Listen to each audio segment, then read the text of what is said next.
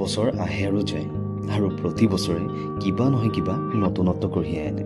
অৱশ্যে এই নতুনত্বখিনি আঁকোৱালিব যাওঁতে বহুখিনি হেৰুৱাবও লগা হয় আৰু এই পোৱা আৰু হেৰুৱাৰ মাজতে ওলমি আছে জীৱনৰ ৰং ধেমালিবোৰ। আৰু সেই ওলমি থকা ৰং ধেমালিবোৰ আমাৰ কৰি ল'বলৈ 20 টকা খৰচ কৰি উঠিলোগৈ এই ওলমা নাওখন। যিহেতু বছৰটোৰ শেষৰটো দেওবাৰ, সেয়েহে আৰু অলপ ৰং ধেমালি কৰাৰ উদ্দেশ্যে নাওখনৰ পৰা নামি পোনে পোনে পালোগৈ টয় ট্ৰেইন ষ্টেচন। পিছে দাৰ্জিলিঙৰ নহয়, আজি আমি আহিছোঁ গোলাঘাটৰ বীৰাংগনা সাধনী কলাক্ষেত্ৰত থকা টয় ট্ৰেইনত উঠি 50 টকীয়া টিকেট লৈ আমি সাজু হ'লো 2024 চনৰ আটাইতকৈ সুকীয়া যাত্ৰাৰ আমেজটো ল'বলৈ।